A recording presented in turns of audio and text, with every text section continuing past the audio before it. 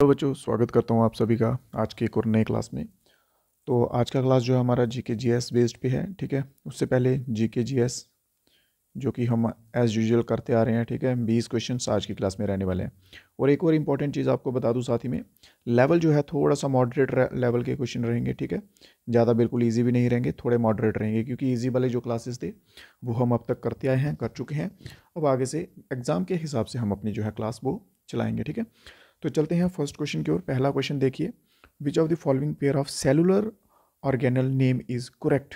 ठीक है, कौन सा इनमें सेलुलर ऑर्गेनल नेम है जो करेक्ट है। क्या स्पेलिंग जो है, इसे ग्रेवयार्ड ऑफ आरबीसी कहा जाता है। आरबीसी क्या चीज़ है?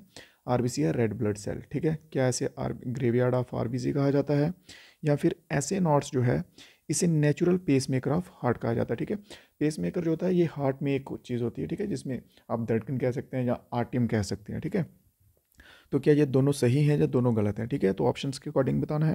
तो इसमें हमारा सही रहेगा option number B, both 1 and 2। ठीक है, स्पेलन क्या होता है कि ये एक ना लिम्पैथिक होता है। ठीक है, लिम्पैथिक सिस्टम होता है, लिम्पैथिक सिस्टम होता है, ये उसमें पाया जाता है स्पेलन। ठीक है, ये एक ऑर्गन होता है, सिंपल आप इसे ऑर्गन कह सकते हैं। ठीक है, और बात की जाए ऐसे नोड्स की, तो ऐसे नोड्स क्या होता है कि ये हार्ट के राइट आरटीएम में होता है। ठीक है, हार्ट की राइट आरटीएम जो होती है, ठीक है, एट्रियम, सॉरी आरटीएम बोल रहा हूँ। ठीक है, उसमें जो है ये सेल्स का ग्रुप होता है। ठीक है, सेल्स का ग्रुप, उसे जो है जो ऐसे नोड्स जो है वो कहा जाता है। ठीक है, नेक्स्ट क्वेश्चन की तरफ चलते हैं। नेक्स्ट क्वेश्चन इकोनॉमिक से है। नेक्स्ट क्वेश्चन क्या कहता है? Question number 2, cash reserve ratio is a dash tool to control more supply. ठीक है, कैश रिजर्व रेशियो जो है ये किस प्रकार का आप कह सकते हैं कि यंत्र है या टूल है जो कि सप्लाई को नियंत्रित करता है। किसकी सप्लाई को? मनी सप्लाई को। ठीक है, देखिए इसमें दो टाइप के टूल होते हैं, एक होता है क्वालिटेटिव, यहाँ पे मेंशन है, और एक होता है क्वांटिटेटिव। ठीक है, क्वालिटी और क्वांटिटी, क्वांटिटेटिव और क्वालिटेटिव ये दो टाइप के हैं। क्वांटिटेटिव में क्या होता है कि ये मनी का जो वॉल्यूम होता है उसको इन्फ्लुएंस करता है। मनी के वॉल्यूम के साथ साथ क्रेडिट सप्लाई जो होती है, लिखिए मनी के वॉल्यूम, ठीक है, money volume plus credit supply. ठीक है, क्रेडिट सप्लाई, इन दोनों को जो है ये इन्फ्लुएंस करता है। ठीक है, इसके एग्जांपल में जैसे आप ले लीजिए एसएलआर ले लीजिए, रिजर्व रेपो रेट ले लीजिए, ठीक है, ओपन मैरिट ऑपरेशन ले लीजिए, वो सब जो है ये क्वालिटेटिव में आ जाएंगे। ठीक है, और बात कर ली जाए क्वांटिटेटिव की, सॉरी ये क्वांटिटेटिव में आएंगे। ठीक है, क्वांटिटेटिव में आएंगे, दूसरे वाले में आएंगे। अगर इसी के साथ बात कर ली जाए क्वालिटेटिव की, ठीक है, तो क्वालिटेटिव बिल्कुल इसके अपोजिट में बैठेगा। तो इसमें हमारा आंसर क्या रहेगा? Option number 2। ठीक है, क्वांटिटेटिव जो है बिल्कुल सही रहेगा। तो कैश रिजर्व रेशियो जो है ये एक ऐसा टूल है, क्वांटिटेटिव टूल है, और मनी सप्लाई को कंट्रोल करता है। ठीक है, चलिए नेक्स्ट क्वेश्चन की तरफ चलते हैं। क्वेश्चन नंबर 3 क्या कहता है? For bank the main liability is the. ठीक है, बैंक जो होता है उसके लिए सबसे मुख्य जो है वो क्या होता है? ठीक है, डिपॉजिट होता है, इकोनॉमिक रेंट होता है, एसेट्स होते हैं, या फिर लोन्स होते हैं। ठीक है, तो बैंक जो है वो मेनली किसके लिए जाने जाते हैं? डिपॉजिट्स के लिए जाने जाते हैं, डिपॉजिट्स के लिए। ठीक है, in different forms of deposits. ठीक है, अलग अलग तरह के डिपॉजिट्स के लिए जाने जाते हैं, फिर वो उन्हीं डिपॉजिट को आगे लेंड करते हैं फंड्स में। ठीक है, फिर उन्हीं डिपॉजिट को आगे फंड्स के अंदर जो है वो लेंड करते हैं बैंक।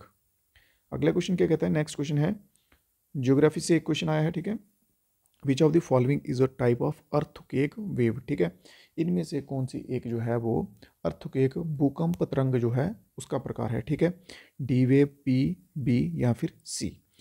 ये मालूम नहीं कि आपने सुने होंगे पी और एस, ये दो वेव्स जो हैं ये आपने सुनी होंगी। ठीक है, जो कि बॉडी वेव्स भी कहा जाता है जिनको। ठीक है, एक होती है सरफेस वेव, एक होती है बॉडी वेव्स। ठीक है, तो बात कर लेते हैं हम पहले पी वेव्स की। ठीक है, तो पी वेव को मेनली कहा जाता है प्राइमरी वेव। ठीक है, और इसके साथ ही ये वेव जो है ये एक फास्टेस्ट वेव होती है। ये सभी फॉर्म्स में से निकलती हुई जा सकती है, सॉलिड हो, लिक्विड हो, या फिर गैशियस हो। ठीक है, ये उन सभी में ट्रैवल जो है इजीली कर सकती है। ये हो गई पी वेव। दूसरे नंबर पे हमारी आती है एस वेव। एस वेव जो है इसकी मूवमेंट जो है वो बहुत स्लो होती है। अगर बात की जाए मोस्ट डिस्ट्रक्टिव की, जिससे ज़्यादा नुकसान होता है, ठीक है, वो आएगी हमारी कौन सी वेव? S wave. ठीक है, मोस्ट मोस्ट डिस्ट्रक्टिव वेव। वो आएगी एस वेव। ये धीरे धीरे चलती है, स्लो वेव होती है, बट इसमें एक चीज़ क्या है, ये लिक्विड में से नहीं जाती है, ठीक है, लिक्विड में से ये पास नहीं हो पाती है। ये रहा इनके बीच का डिफरेंस।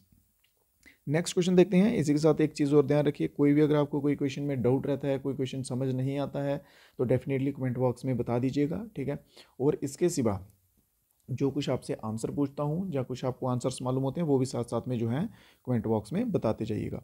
अगला क्वेश्चन क्या कहता है कि which Indian naval ship participated in CMF, ठीक है, एक्स ऑपरेशन सदर्न इन 2023, ठीक है। CFM जो है वो है क्या चीज़, पहले ये मालूम होना चाहिए, ठीक है। ये कंबाइंड एक टाइप की, कंबाइंड आप कह सकते हैं, कंबाइंड फोर्सेस के बीच में मैरीटाइम होती है। इसकी फुल फॉर्म अगर लिखी जाए तो कंबाइंड मैरीटाइम, ये नेवी के बीच में होती है, ठीक है।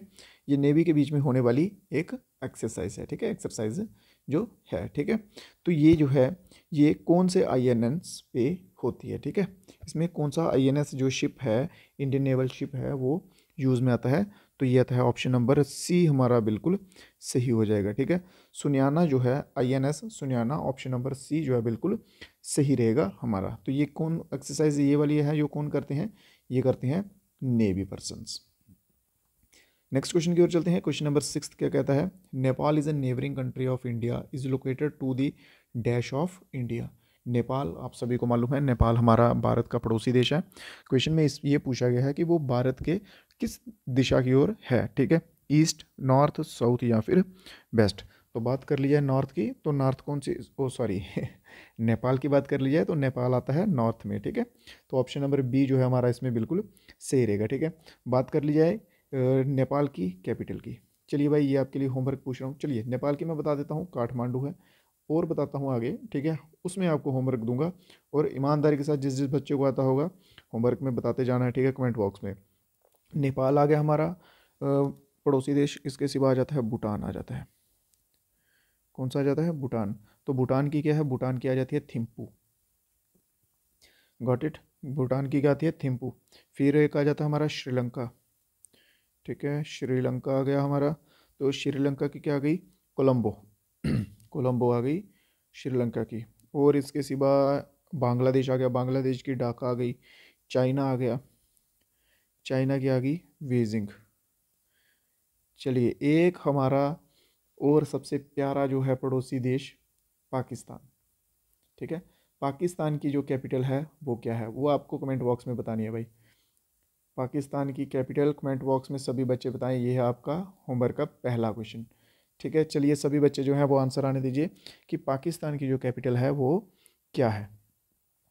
तब तक हम चलते हैं अगले क्वेश्चन की ओर। नेक्स्ट क्वेश्चन क्या कहता है, question number 7, rate of change in the velocity. बस अगर देखिए, अगर आपने पढ़ा है तो rate of change in velocity अगर ये आ जाए यहाँ पे, ठीक है, तो वहीं से आप समझ लीजिए कि बात हो रही है किसकी, एक्सेलरेशन की, ठीक है, एक्सेलरेशन की।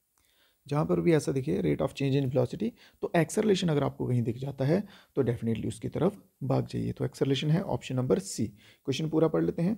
Rate of change in the velocity of object per unit time is refer to. Rate of change जब होता है वेलोसिटी में, ठीक है, तो पर यूनिट टाइम जो है वो एक्सेलरेट के ऊपर हम जो है उसे रेफर करते हैं। नेक्स्ट क्वेश्चन देखते हैं। क्वेश्चन नंबर 8 क्या कहा गया है, हाँ हाँ बिल्कुल केमिस्ट्री का क्वेश्चन है, जस्ट अ मिनट, केमिस्ट्री का क्वेश्चन है, 9th क्लास का क्वेश्चन है भाई ये, ठीक है, 9th क्लास का क्वेश्चन है ये, पर है बहुत डिफिकल्ट, ठीक है। इसे करेंगे बहुत ही रेयर बच्चे होंगे जो कर पाएंगे। अगर कोई बच्चा इस क्वेश्चन का आंसर दे जाएगा तो कमेंट बॉक्स में जरूर लिखिएगा कि हाँ सर 8th क्वेश्चन का जो आंसर दे दिए हमने, ठीक है। इसका मैं बताता हूँ। उन्होंने पूछा कि इनमें से कौन से एलिमेंट जो है इंक्लूड हैं सेम ग्रुप में। पीरियोडिक टेबल के देखिए ग्रुप होते हैं किस तरह से, इस तरह से, ठीक है, इस तरह से चलते आ रहे हैं, ये बीच में डेंस हो गए हैं, डीप हो गए हैं, फिर ऊपर उठे हैं, ठीक है। तो उन्होंने पूछा कि सेम ग्रुप के जो हैं वो बताइए कौन से वाले हैं, ठीक है। तो ये जो फर्स्ट वाला पीरियड है ना, फर्स्ट पीरियड, इसमें आते हैं ये हाइड्रोजन आता है, लिथियम आता है, सोडियम आता है और पोटेशियम आता है, ठीक है। ऊपर होता है हाइड्रोजन, इधर होता है लिथियम, फिर यहाँ पे आता है सोडियम, फिर यहाँ पे आता है पोटेशियम। ये 1 नंबर का हो गया, फिर 2 नंबर का यहाँ पे आता है, फिर 3 नंबर का, फिर 4 नंबर इधर, 5 6 7 ऐसे कर करके ये जो है ये 4 के 4 एक लाइन में जो है वो आते हैं, ठीक है। और ये किस कैटेगरी में गिने जाते हैं, ये गिने जाते हैं अल्कैली मेटल में, ठीक है, अल्कैली मेटल में जो है अल्कैली मेटल का ग्रुप में इनको गिना जाता है। समझ गए क्वेश्चन? कोई डाउट रह जाए तो जरूर आप कमेंट बॉक्स में बता सकते हैं। चलिए एक और इंपॉर्टेंट क्वेश्चन देखते हैं कि इंदिरा पॉइंट की बात की गई है। Question number 9, the Indira point the southern most point of India is situated at the top of greater Nicobar island. हाँ देखिए बात की गई है, इन्होंने खुद ही बता दिया कि भाई इंदिरा पॉइंट जो है वो सदर्न मोस्ट पॉइंट है, सबसे दक्षिण में पॉइंट है भारत के, ठीक है, और निकोबार आइलैंड पे भी है। और अब हमें ये बताना है कि वो निकोबार आइलैंड में किस दिशा में है। ये तो नॉर्मल सी बात हो गई, साउथ की हम बात कर रहे हैं तो डेफिनेट सी बात है, अगर हम अपने राइट हैंड की साइड जा रहे हैं तो और बोल रहे हैं कि हमारे राइट हैंड में उस जगह पे बताइए कि सबसे राइट में कौन सा, तो जो सबसे राइट पॉइंट होगा, ठीक है, सबसे राइट साइड होगा, डेफिनेटली वही होगा। तो बात कर रहे हैं हम साउथ की यहाँ पे, तो निकोबार जो है वहाँ पे भी जो सबसे साउथ वाला पॉइंट होगा वहाँ पे इंदिरा पॉइंट जो है लोकेटेड है, ठीक है, उसी जगह पे इंदिरा पॉइंट लोकेटेड है। धीरे धीरे जो है मेरे भाइयों और टाइम के साथ साथ क्वेश्चंस का लेवल जो है उस लेवल तक लाएंगे हम, ताकि आपको एग्ज़ाम देते समय क्वेश्चंस में परेशानी ना आए, डिफ़िकल्टी फेस ना करनी पड़े। जो कुछ आपको परेशानी आए अभी आ जाए, क्वेश्चन पेपर के टाइम पे कोई वैसी परेशानी ना आए। नेक्स्ट क्वेश्चन देखिए, माघा साजी जो है इसे सेलिब्रेट किया जाता है मकर संक्रांति के तौर पे, ठीक है, इन बीच of the following state. Makar Sankranti जो है आप कह सकते हैं कि ऑलमोस्ट इंडिया के ऑलमोस्ट स्टेट्स में जो है वो मनाई जाती है और अलग अलग नामों से मनाई जाती है, ठीक है। तो यहाँ पे पूछा गया है माघा साजी जो है इसको मकर संक्रांति के रूप में कौन से स्टेट में जो है वो सेलिब्रेट किया जाता है, ठीक है। जल्दी से आंसर आने दीजिए सभी बच्चे। तो माघा सागी जो है इसको किया जाता है हिमाचल प्रदेश में, ठीक है, हिमाचल प्रदेश में माघा सागी को, बिल्कुल बिल्कुल। इसके सिवा इंपॉर्टेंट हम देख लेते हैं, एक आता पेड़ा पंदुगा, पेड़ा पंदुगा, पंदुगा, ठीक है। और ये कहाँ का आता है? पेड़ा पंदुगा जो है ये आ जाती है आंध्रा में। आंध्रा के लोग जो मकर संक्रांति करते हैं, हमारे आंध्र प्रदेश के लोग, ठीक है, वो इसे पेड़ा पंदुगा के नाम से जानते हैं। इसके सिवा दो और इम्पोर्टेंट रहते हैं, बिहार के लोग अपने और अपने यूपी के लोग, ठीक है, वो इसको किस किस नाम से जानते हैं। चलिए जो कुछ बिहार के बच्चे हैं जल्दी से आंसर दे दीजिए, और यूपी वाले जो हैं वो भी आंसर दीजिए। एक एक नाम बताता हूँ, दूसरा दूसरा आप खुद बताइएगा। बिहार वाले जो हैं एक कहते हैं दही चूड़ा, एक और नाम से बुलाते हैं वो आप बताइए जल्दी से। और यूपी वालों आपको भी एक नाम बता रहा हूँ, खिचड़ी पूर्व, ठीक है, खिचड़ी पर्व, एक नाम है इनका खिचड़ी पर्व, और दूसरा जो है जल्दी से बता दीजिएगा। नेक्स्ट क्वेश्चन की ओर चलते हैं। अगला क्वेश्चन क्या कहता है, the force which act in the interior of earth has called. धरती के अंदर से, अंदर, ठीक है, इंटीरियर की बात की है, इंटीरियर होता है अंदर, अगर बात की होती है एक्सटीरियर की तो वो होता है बाहर, ठीक है। धरती के अंदर से जो बल लगता है या फोर्स लगती है उसे हम क्या कहते हैं, ठीक है। बात की जाए देखिए एंडोजेनिक, एंडोजेनिक हो जाती आउटसाइड की, फ्रिक्शन हो जाती, फ्रिक्शन तब होती है जब दो चीज़ें आपस में घिस रही हों, ठीक है, दो चीज़ें आपस में घिस रही हो, मान लीजिए एक ये चीज़ है एक ये चीज़ है, ये इस साइड को जा रही है ये इस साइड को जा रही है, और इनके आपस में घिसने की वजह से जो जहाँ पे फोर्स प्रोड्यूस होगी उसे कहते हैं फ्रिक्शन, ठीक है, उसे कहते हैं फ्रिक्शन। ग्रेविटेशनल फोर्स की बात की जाए तो ग्रेविटेशनल अर्थ की फोर्स है जो अपनी तरफ पुल करती है। तो एक्सोजेनिक फोर्स जो है ये होती है धरती के अंदर, ठीक है। तो ऑप्शन नंबर डी इसमें बिल्कुल सही आंसर रहेगा। क्वेश्चन नंबर 12 की बात कर ली जाए, हाँ बिल्कुल, देखिए इतना लंबा देख के घबराना नहीं है, सिंपल सा क्वेश्चन में ये पूछा गया है, सलमान रुशीदे एक पोइट हैं, बुक लिखते हैं, ऑथर हैं, ठीक है, उनकी जर्नी उन्होंने मेंशन की है India from British rule to independence and partition, ठीक है, भारत की उन्होंने जर्नी लिखी है। उस टाइम की बुक बताइए कौन सी है जिसमें उन्होंने लिखा भारत की जर्नी ब्रिटिश रूल से लेके इंडिपेंडेंस और फिर विभाजन तक, ठीक है। तो वो लिखी है उन्होंने मिडनाइट चिल्ड्रंस, ठीक है, मिडनाइट चिल्ड्रन जो है वो इनके द्वारा बुक जो है लिखी गई है। और ये मोस्ट इंपॉर्टेंट बुक है, स्पेशल जीडी लेवल के, कांस्टेबल लेवल के जो एग्ज़ाम्स होते हैं उन सभी में एग्ज़ाम प्रिंट करने वालों के लिए, ठीक है, क्योंकि ये बुक ऑलमोस्ट आपको देखने को मिलेगी सलमान रुशीदे की, द मिडनाइट चिल्ड्रन करके। अगले क्वेश्चन की ओर चलते हैं। दादाभाई नौरोजी ने ईस्ट इंडिया एसोसिएशन जो है वो किस वर्ष सेट की थी, ठीक है, Dadabhai Naoroji set up East India Association, ठीक है। हाँ यहाँ पे ईयर नहीं पूछा है, यहाँ पे जगह पूछी है कि कौन सी जगह में की थी, और साथ में ईयर भी तो पता होना चाहिए भाई, वर्ष भी तो पता होना चाहिए कि नहीं पता होना चाहिए कि खाली जगह से काम चल जाएगा। तो बात करते हैं पहले जगह की, तो जगह है लंदन, कहाँ पे की थी? लंदन में। और वर्ष कौन सा था? 1866, ठीक है, 1866 जो है ये वो जगह है। अगर बात कर ली जाए ईस्ट इंडिया एसोसिएशन है क्या, ठीक है, तो ईस्ट इंडिया एसोसिएशन एक डिस्कसिंग प्लेटफॉर्म था, डिस्कशन के लिए एक प्लेटफॉर्म था जहाँ पे इंडिया की जो डिमांड्स हैं या इंडिया के जो भी कुछ मुद्दे हैं या आप कह सकते हैं कि भारत के रिलेटेड की जो चीज़ें हैं वो सब यहाँ पे डिस्कस की जाती थी बिटवीन किसके, इंडिया और इंग्लैंड में। ठीक है, यहाँ तक क्लियर है, कोई डाउट? और इस एसोसिएशन के फर्स्ट जो है वो प्रेसिडेंट कौन बने थे, फर्स्ट प्रेसिडेंट कौन बने थे, लॉर्ड वेडन। क्लियर है? नेक्स्ट क्वेश्चन की ओर चलते हैं। हाँ बिल्कुल, तो अगला क्वेश्चन क्या कहता है कि dwarfness can be control by treating plant with, पौधे जो होते हैं कुछ आपने देखे होंगे छोटी प्रजाति के पौधे होते हैं जो छोटे छोटे रह जाते हैं, उनकी जो ड्वार्फनेस है, ड्वार्फ क्या होता है, छोटा, बोना जिसे हम कहते हैं हिंदी में, ठीक है, तो उसको कंट्रोल करने के लिए वो जो हार्मोन्स होते हैं उनको कंट्रोल करने के लिए इसमें से हमें किसका यूज़ करना होता है, ठीक है, तो इसमें हम करते हैं गिबेरलिक एसिड, ठीक है, गिबरेलिक एसिड जो है इसका यूज़ करते हैं हम उसके हार्मोन्स को कंट्रोल करने के लिए।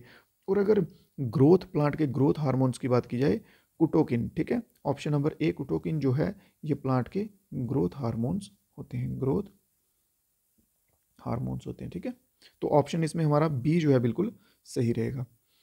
नेक्स्ट क्वेश्चन देख लेते हैं, मराठी लैंग्वेज के ऊपर है, the collection of poem by Vishakh, इसको स्किप कर देते हैं, ये करंट अफेयर्स का क्वेश्चन है।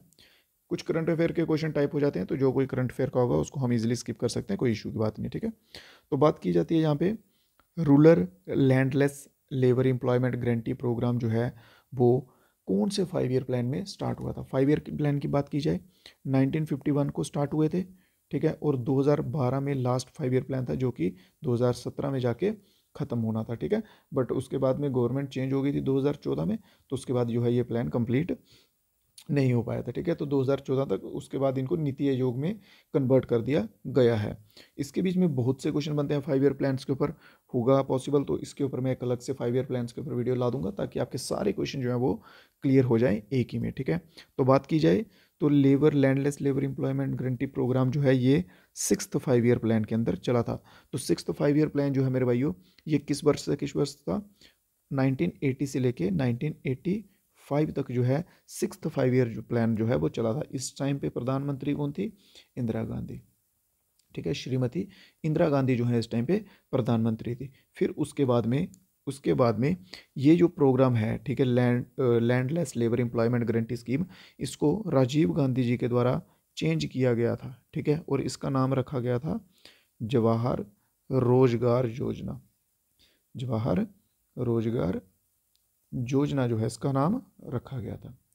नेक्स्ट क्वेश्चन की तरफ चलते हैं। नेक्स्ट क्वेश्चन क्या कहता है, which countries to set hold the International Union for Conservation of Nature. हाँ, सिंपल सा बात की जाए तो वर्ल्ड कंजर्वेशन कांग्रेस इन 2025, ठीक है, वर्ल्ड कंजर्वेशन प्रोग्राम 2025 जो है वो कौन सा देश जो है वो घोषित कर रहा है, होस्ट कर रहा है, ठीक है, तो बात आएगी यूएई, यूनाइटेड अरब एमिरेट्स, ठीक है, तो यूएई जो है ये वर्ल्ड कंजर्वेशन जो है कांग्रेस 2025 की वो होल्ड कर रहा है। नेक्स्ट क्वेश्चन है पॉलिटिकल से है, ठीक है भाई, तो प्रोहिबिशन ऑफ डिस्क्रिमिनेशन हो गया, ठीक है, prohibition of discrimination on the ground of religion, caste, sex और वर्थ ऑफ प्लेस, ठीक है, ये जो चीज़ें हैं, ठीक है, इनके आधार पे अगर आपके साथ भेदभाव होता है तो ये कौन से राइट के अंदर आती हैं, राइट टू इक्वालिटी के अंदर आती हैं, फ्रीडम, राइट टू लाइफ या फिर राइट अगेंस्ट एक्सप्लॉयटेशन के अंदर आती हैं, तो ये आती हैं राइट टू इक्वालिटी के अंदर। राइट टू इक्वालिटी की बात की जाए तो आर्टिकल 14 से लेके आर्टिकल 18 के बीच में आते हैं राइट टू इक्वालिटी की, सभी जो हैं सभी एक समान है, किसी के साथ उसके रंग के, जात पे, ठीक है, उसके सेक्स के आधार पे या उसके जगह के आधार पे कि किस जगह में उसका जन्म हुआ है उस हिसाब से हम उनके साथ भेदभाव नहीं कर सकते हैं। अगला क्वेश्चन देखते हैं, Padma Subrahmanyam is well known dancer of which of the following dance form, ठीक है, तो पद्मा सुब्रमण्यम जो है ये भारतनाट्यम के डांसर हैं एक, ठीक है, भारतनाट्यम के वेल नोन पर्सन कह सकते हैं। तो भारतनाट्यम जो है ये कहाँ का है, ये है तमिलनाडु का, और तमिलनाडु का भारतनाट्यम सबसे पुराना है, लगभग 2000 साल पुराना, और सबसे न्यूएस्ट कौन सा है वो है सत्रिया, ठीक है, सत्रिया। बहुत बार आपको मैं जो है क्लासिकल डांस करवा चुका हूँ। अब बताइए मेरे को जल्दी से कि सत्रिय जो है ये किस स्टेट का क्लासिकल डांस है, मणिपुरी किस स्टेट का क्लासिकल डांस है, ओडिसी किस स्टेट का है, और कुचिपुड़ी जो है ये किस स्टेट का। ये 4 क्वेश्चन और आपको होमवर्क में दे रहा हूँ। सभी बच्चों ने ईमानदारी के साथ जो जो यहाँ तक पहुँचे हैं उन्होंने आंसर जरूर देने हैं। नेक्स्ट क्वेश्चन है वर्ल्ड पॉपुलेशन डे जो था 2023 का, उसकी थीम क्या थी। वर्ल्ड पॉपुलेशन डे की थीम क्या थी। बहुत बढ़िया, unleashing the power of gender equality. ये भी आप कह सकते हैं कि हो गया है, करंट अफेयर्स में पूछे जाने के चांसेस थे, बट अभी जो आपके एग्जाम होंगे वो आगे आगे के होंगे तो उसमें ज़्यादा प्रोबेबिलिटी नहीं है। ठीक है, unleashing the power of gender equality, आप इसे पकड़ के चल सकते हैं।